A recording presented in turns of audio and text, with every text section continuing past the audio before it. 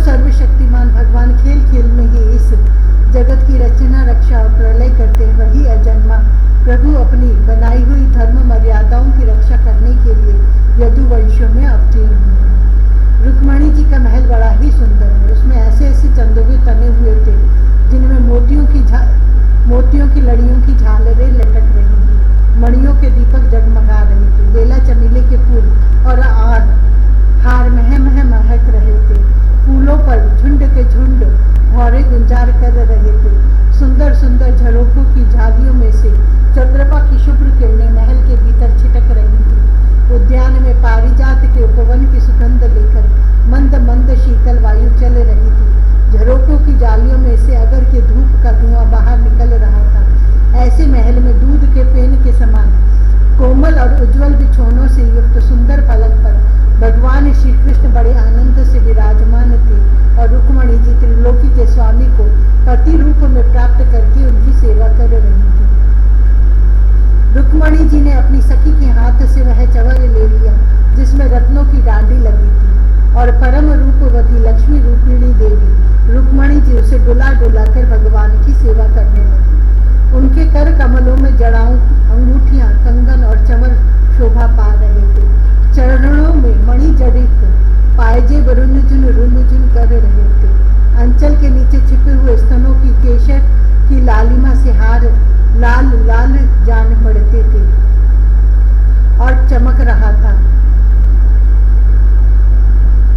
अंचल के नीचे छिपे हुए स्तनों की केशर की लालिमा से हार लाल लाल जान पड़ता था और चमक रहा था। नितंब भाग में बहुमूल्य करधनी की लड़ियां लटक रही थी। इस प्रकार वे भगवान के पास ही रहकर उनकी सेवा में संलग्न थे। रुक्मणी जी की घुंघराली अलके, कानों की कुंडल और गले के स्वर्णहार अत्यंत विलक्षण थे। उनके मुख चंद्र से मुस्कुराहट की अमृत वर्षा हो रही थी। ये रुक्मणी जी अलौकिक रूप लावण्यवती लक्ष्मी जी ही तो हैं। उन्होंने जब देखा कि भगवान ने लीला के लिए मनुष्य का सा शरीर ग्रहण किया है, तब उन्होंने भी उनके अनुरूप रूप प्रकट कर दिया।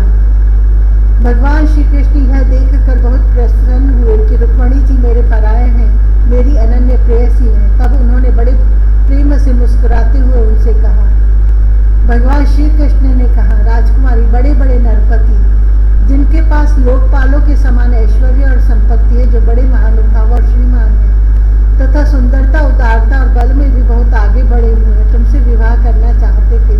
तुम्हारे पिता और भाई भी उन्हीं के साथ तुम्हारा विवाह करना चाहते थे।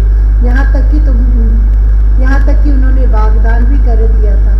शिशुपाल आदि बड़े बड़े वीरों को जो कामोन्मत्त होकर तुम्हारे याचक बन रहे थे, तुमने छोड़ दिया और मेरे जैसे व्यक्ति को जो किसी प्रकार तुम्हारे समान नहीं है, अपना पति स्वीकार किया। ऐसा तुमने क्यों किया? सुंदरी, देखो, हम जरासंध आदि राजाओं से डरकर समुद्र की शरण में आ बसे हैं। बड़े बड़े बलवानों ने हमसे वैर बांध रखा है और प्रायः राज सिंहासन के अधिकार से भी हम वंचित हुए हैं। सुंदरी, हम किस मार्ग के अनुयायी हैं? हमारा कौन सा मार्ग है, यह भी लोगों को अच्छी तरह मालूम नहीं है। हम लोग लौकिक व्यवहार का भी ठीक ठीक पालन नहीं करते, अनुनय विनय के द्वारा स्त्रियों को रिझाते भी नहीं। जो स्त्री हमारे जैसे पुरुषों का अनुसरण करती है, उन्हें प्रायः क्लेश ही क्लेश भोगना पड़ता है। सुंदरी, हम तो सदा के अकिंचन हैं, न तो हमारे पास कभी कुछ था और न रहेगा। ऐसे ही अकिंचन लोगों से हम प्रेम भी करते हैं और वे लोग भी हमसे प्रेम करते हैं। यही कारण है कि अपने को धनी समझने वाले लोग प्रायः हमसे प्रेम नहीं करते, हमारी सेवा नहीं करते। जिनका धन, कुल, ऐश्वर्य, सौंदर्य और आय अपने समान होती है, उन्हीं से विवाह और मित्रता का संबंध करना चाहिए। जो अपने में श्रेष्ठ या अधम हो, उनसे नहीं करना चाहिए। जो अपने से श्रेष्ठ या अधम हो, उनसे नहीं करना चाहिए। विदर्भ राजकुमारी, तुमने अपनी अदूरदर्शिता के कारण इन बातों का विचार नहीं किया और बिना जाने बुझे भिक्षुकों से मेरी झूठी प्रशंसा सुनकर मुझे गुणहीन को वर्ण कर लिया। अब अभी कुछ बिगड़ा नहीं है। तुम अपने अनुरूप किसी श्रेष्ठ क्षत्रिय को वर्ण कर लो, जिसके द्वारा तुम्हारी इहलोक और परलोक की सारी आशा पूरी हो सके। सुंदरी, तुम जानती ही हो कि शिशुपाल, शाल्व, जरासंध, दंतवक्त्रादि नरपति और तुम्हारा बड़ा भाई रुक्मी सभी मुझसे द्वेष करते थे। कल्याणी वे सब बल पौरुष के मद से अंधे हो रहे थे, अपने सामने किसी को कुछ नहीं गिनते थे। उन दुष्टों का मान मर्दन करने के लिए ही मैंने तुम्हारा हरण किया था और कोई कारण नहीं था। निश्चय ही हम उदासीन हैं, हम स्त्री संतान और धन के लोलुप नहीं हैं, निष्क्रिय और देह से संबंध रहित दीप शिखा के समान साक्षी मात्र हैं। हम अपने आत्मा के साक्षात्कार से ही पूर्ण काम है, कृतकृत्य हैं। श्री सुखदेव जी कहते हैं, परीक्षित, भगवान श्री कृष्ण के क्षण भर के लिए भी अलग न होने के कारण रुक्मिणी जी को यह अभिमान हो गया था कि मैं इनकी सबसे अधिक प्यारी हूँ। इसी गर्व की शांति के लिए इतना कहकर भगवान चुप हो गए। परीक्षित, जब रुक्मिणी जी ने अपने परम प्रियतम पति त्रिलोकेश्वर भगवान की यह अप्रिय वाणी सुनी, जो पहले कभी नहीं सुनी थी, तब वे अत्यंत भयभीत हो गई। उनका हृदय धड़कने लगा। वे रोते रोते चिंता के अगाध समुद्र में डूबने उतराने लगी। वे अपने कमल के समान कोमल और नखों की लालिमा से कुछ कुछ लाल प्रतीत होने वाले चरणों से धरती को रेंगने लगी। अंजन से मिले हुए काले काले आंसू केशर से रंगे हुए वक्षः स्थल को धोने लगे। मुंह नीचे को लटक गया। अत्यंत दुख के कारण उनकी वाणी रुक गई और वे ठिठकी सी रह गई। अत्यंत व्यथा, भय और शोक के कारण विचार शक्ति लुप्त हो गई। वियोग की संभावना से वे तत्क्षण इतनी दुबली हो गई कि उनकी कलाई का कंगन तक खिसक गए। हाथ का चवर गिर पड़ा। बुद्धि की विकलता के कारण वे एकाएक अचेत हो गई। केश बिखर गए और वे वायु वेग से उखड़े हुए केले के खंभे की तरह धरती पर गिर पड़ी।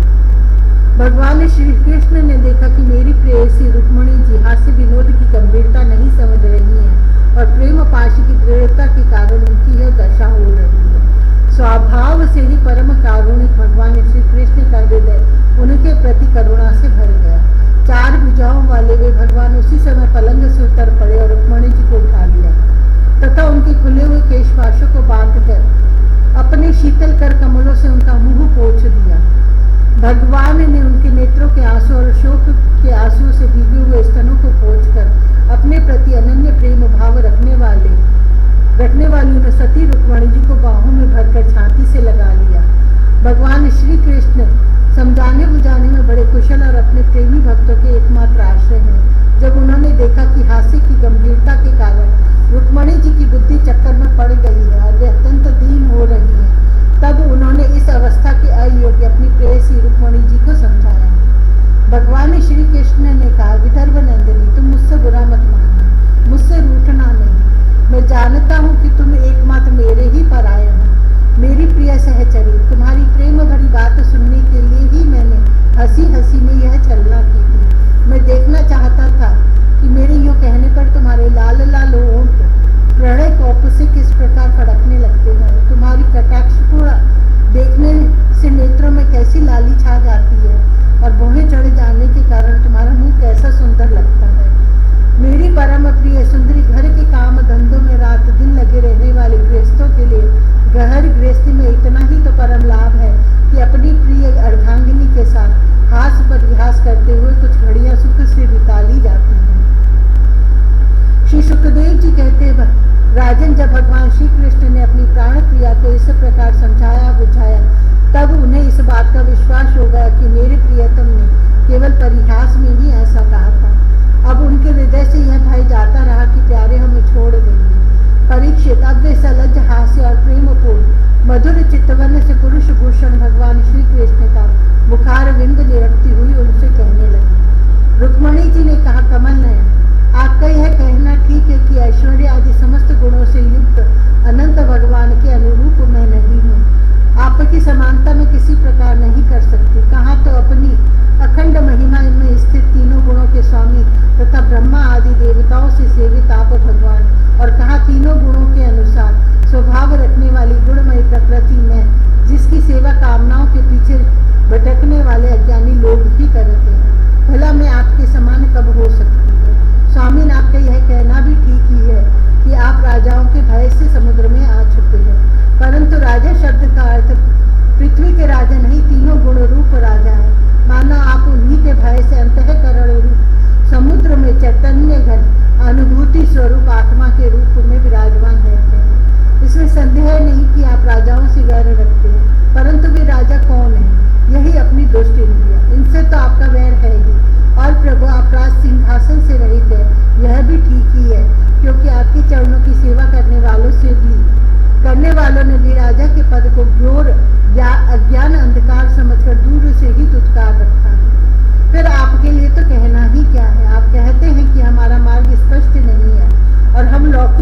मनुष्यों जैसा आचरण भी नहीं करते। यह बात भी निसंदेह सत्य है, क्योंकि जो ऋषि मुनि आपके पाद पद्मों का मकरंद रस सेवन करते हैं, उनका मार्ग भी अस्पष्ट रहता है और विषयों में उलझे हुए नर पशु उसका अनुमान भी नहीं लगा सकते। और हे अनंत, आपके मार्ग पर चलने वाले आपके भक्तों की भी चेष्टाएं जब प्रायः अलौकिक ही होती हैं, तब समस्त शक्तियों और ऐश्वर्यों के आश्रय आपकी चेष्टाएं अलौकिक हो, इसमें तो कहना ही क्या है। आपने अपने को अकिंचन बताया है, परंतु अब आपकी अकिंचनता दरिद्रता नहीं है। उसका अर्थ यह है कि आपके अतिरिक्त और कोई वस्तु न होने के कारण आप ही सब कुछ है, आपके पास रखने के लिए कुछ नहीं है। परंतु जिन ब्रह्मा आदि देवताओं की पूजा सब लोग करते हैं, भेंट देते हुए ही लोग आपकी पूजा करते रहते हैं। आप उनके प्यारे हैं और वे आपके प्यारे हैं। आपका यह कहना भी सर्वथा उचित है कि धनाढ्य लोग मेरा भजन नहीं करते। जो लोग अपनी धनाढ्यता के अभिमान से अंधे हो रहे हैं और इंद्रियों को तृप्त करने में ही लगे हैं, वे न तो आपका भजन सेवन ही करते और न तो यह जानते हैं कि आप मृत्यु के रूप में उनके सिर पर सवार हैं। जगत में जीव के लिए जितने भी वांछनीय पदार्थ हैं, धर्म अर्थ काम मोक्ष, उन सबके रूप में आप ही प्रकट हैं। आप समस्त वृत्तियों प्रवृत्तियों साधनों सिद्धियों और साध्यों के फलस्वरूप हैं। विचारशील पुरुष आपको प्राप्त करने के लिए सब कुछ छोड़ देते हैं। भगवान उन्हीं विवेकी पुरुषों का आपके साथ संबंध होना चाहिए। जो लोग स्त्री पुरुष के सहवास से प्राप्त होने वाले सुख या दुख के वशीभूत हैं, वे कदापि आपका संबंध प्राप्त करने के योग्य नहीं है। यह ठीक ही है कि भिक्षुकों ने आपकी प्रशंसा की है, परंतु किन भिक्षुकों ने? उन परम शांत सन्यासी महात्माओं ने आपकी महिमा और प्रभाव का वर्णन किया है, जिन्होंने अपराधी से अपराधी व्यक्ति को भी दंड न देने का निश्चय कर लिया है। मैंने अदूरदर्शिता से नहीं, इस बात को समझते हुए आपको वर्णन किया है कि आप सारे जगत के आत्मा हैं और अपने प्रेमियों को आत्मदान करते हैं। मैंने जानबूझकर ब्रह्मा और देवराज इंद्र आदि का भी इसीलिए परित्याग कर दिया है कि आपकी भौहों के इशारों से पैदा होने वाले काल अपने वेग से उनकी आशा अभिलाषाओं पर पानी फेर देता है। आपकी भौहों के इशारों से पैदा होने वाला काल अपने वेग से उनकी आशा अभिलाषाओं पर पानी फेर देता है। फिर दूसरों के शिशुपाल दंतवक्त्र या जरासंध की तो बात ही क्या है। सर्वेश्वर आर्यपुत्र, आपकी यह बात किसी प्रकार युक्ति संगत नहीं मालूम होती कि आप राजाओं से भयभीत होकर समुद्र में आ बसे हैं, क्योंकि आपने केवल अपने शांग धनुष के टंकार से मेरे विवाह के समय आए हुए समस्त राजाओं को भगाकर अपने चरणों में समर्पित मुझ दासी को उसी प्रकार हरण कर लिया, जैसे सिंह अपनी कर्कश ध्वनि से वन पशुओं को भगाकर अपना भाग ले आवे। कमल नयन, आप कैसे कहते हैं जो मेरा अनुसरण करता है उसे प्रायः कष्ट ही उठाना पड़ता है। प्राचीन काल के अंग पृथु भरत ययाति और गय आदि जो बड़े बड़े राजेश्वर अपना एक छत्र साम्राज्य छोड़कर आपको पाने की अभिलाषा से तपस्या करने वन में चले गए थे, वे आपके मार्ग का अनुसरण करने के कारण क्या किसी प्रकार का कष्ट उठा रहे हैं? आप कहते हैं कि तुम और किसी राजकुमार का वर्णन कर लो। भगवत, आप समस्त गुणों के एकमात्र आश्रय हैं। बड़े बड़े संत आपके चरण कमलों की सुगंध का बखान करते रहते हैं। उसका आश्रय लेने मात्र से लोग संसार के पाप ताप से मुक्त हो जाते हैं और लक्ष्मी सर्वदा उन्हीं में निवास करती है। फिर आप बतलाइए कि अपने स्वार्थ और परमार्थ को भली भांति समझने वाली ऐसी कौन सी स्त्री है जिसे एक बार उन चरण कमलों की सुगंध सूंघने को मिल जाए और फिर वह उनका तिरस्कार करके ऐसे लोगों का वर्णन करे जो सदा मृत्यु, रोग, जन्म, जरा आदि भयों से युक्त है। कोई भी बुद्धिमती स्त्री ऐसा नहीं कर सकती। प्रभु, आप सारे जगत के एकमात्र स्वामी हैं। आप ही लोक और परलोक में समस्त आशाओं को पूर्ण करने वाले एवं आत्मा हैं। मैंने आपको अपने अनुरूप समझकर ही वर्णन किया है। मुझे अपने कर्मों के अनुसार विभिन्न योनियों में भटकना पड़े, इसकी मुझको परवाह नहीं है। मेरी एकमात्र अभिलाषा यही है कि मैं सदा अपना भजन करने वालों का मिथ्या संसार भ्रम निवृत्त करने वाले तथा उन्हें अपना स्वरूप तक दे डालने वाले आप परमेश्वर के चरणों की शरण में रहूं। अच्युत, शत्रुसूत, गधों के समान घर का बोझा ढोने वाले, बैलों के समान गृहस्थी के व्यापारों में जुटे रहकर कष्ट उठाने वाले, कुत्तों के समान तिरस्कार सहने वाले, बिलाव के समान कृपण और हिंसक तथा कृत दासों के समान स्त्री की सेवा करने वाले, शिशुपाल आदि राजा लोग, जिन्हें वरण करने के लिए आपने मुझे संकेत किया है, उसी अभागिनी स्त्री के पति हो जिनके कानों में भगवान शंकर ब्रह्मा आदि देवेश्वरों की सभा में गाई जाने वाली आपकी लीला कथा ने प्रवेश नहीं किया। यह मनुष्य का शरीर जीवित होने पर भी मुर्दा ही है। ऊपर से चमड़ी, दाढ़ी, मूछ, रोए, नख और केशों से ढका हुआ है, परंतु इसके भीतर मांस, हड्डी, खून, कीड़े, मल, मूत्र, कफ, पित्त और वायु भरे पड़े हैं। इसे वही मूढ़ स्त्री अपना प्रियतम पति समझकर सेवन करती है, जिसे कभी आपके चरणारविंद के मकरंद की सुगंध सूंघने को नहीं मिली। कमल नयन आप आत्मा नाम है, मैं सुंदरी अथवा गुणवती हूँ, इन बातों पर आपकी दृष्टि नहीं जाती। अतः आपका उदासीन रहना स्वाभाविक है, फिर भी आपके चरण कमलों में मेरा सुदृढ़ अनुराग, यही मेरी अभिलाषा है। जब आप इस संसार की अभिवृद्धि के लिए उत्कट रजोगुण स्वीकार करके मेरी ओर देखते हैं, तो वह भी आपका परम अनुग्रह ही है। मधुसूदन, आपने कहा कि किसी अनुरूप वर का वर्ण कर लो। मैं आपकी इस बात को भी झूठ नहीं मानती, क्योंकि कभी कभी एक पुरुष के द्वारा जीती जाने पर भी काशी नरेश की कन्या अम्बा के समान किसी किसी की दूसरे पुरुष में भी प्रीति रहती है। उल्टा स्त्री का मनुष्य विवाह हो जाने पर भी नए नए पुरुषों की ओर खींचता रहता है। बुद्धिमान पुरुष को चाहिए कि वह ऐसी उल्टा स्त्री को अपने पास न रखे। उसे अपनाने वाला पुरुष लोक और परलोक दोनों को बैठता है, उभय भ्रष्ट हो जाता है। भगवान श्री कृष्ण ने कहा, साध्वी राजकुमारी, यही बातें सुनाने के लिए तो मैंने तुमसे हंसी हंसी में तुम्हारी वंचना की थी, तुम्हें छकाया था। तुमने मेरे वचनों की जैसी व्याख्या की है वह अक्षरशः सत्य है। सुंदरी, तुम मेरी अनन्य प्रेयसी हो, मेरे प्रति तुम्हारा अनन्य प्रेम है। तुम मुझसे जो अभिलाषाएं करती हो वे तो तुम्हें सदा सर्वदा प्राप्त ही है। और यह बात भी है कि मुझसे की हुई अभिलाषाएं सांसारिक कामनाओं के समान बंधन में डालने वाली नहीं होती, बल्कि वे समस्त कामनाओं से मुक्त कर देती है। पुण्यमयी प्रिय, मैंने तुम्हारा पति प्रेम और पातिव्रत्य में भली भांति देख लिया। मैंने उल्टी सीधी बात कहकर तुम्हें विचलित करना चाहा था, परंतु तुम्हारी बुद्धि मुझसे तनिक भी इधर उधर न हुई। प्रिय, मैं मोक्ष का स्वामी हूँ, लोगों को संसार सागर से पार करता हूँ। जो सकाम पुरुष अनेक प्रकार के व्रत और तपस्या करके दाम्पत्य जीवन के विषय सुख की अभिलाषा से मेरा भजन करते हैं, वे मेरी माया से मोहित हैं। मानिनी प्रिय, मैं मोक्ष तथा संपूर्ण संपदाओं का आश्रय हूँ, अधीश्वर हूँ।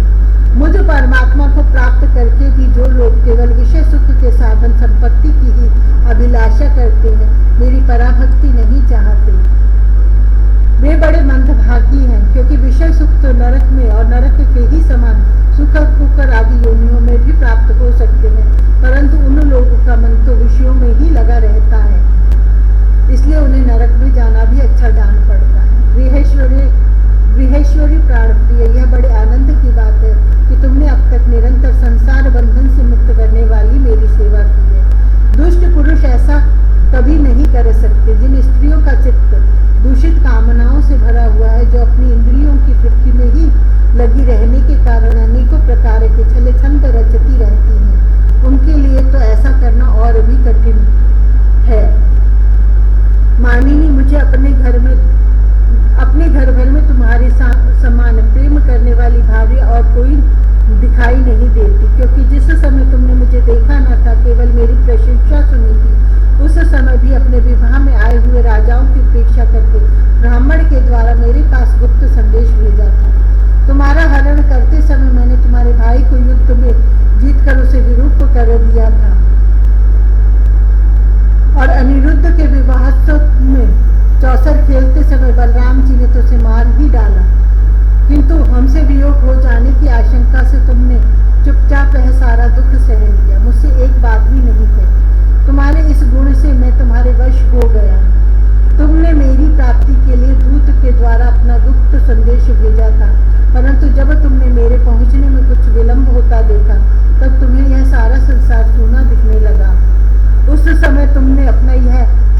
समग्र सुंदर शरीर किसी दूसरे के योग्य न समझकर इसे छोड़ने का संकल्प कर लिया था। तुम्हारा यह प्रेम भाव तुम्हारे ही अंदर रहे, हम इसका बदला नहीं चुका सकते, क्योंकि तुम्हारे इस सर्वोच्च प्रेम भाव का हम केवल अभिनंदन करते हैं।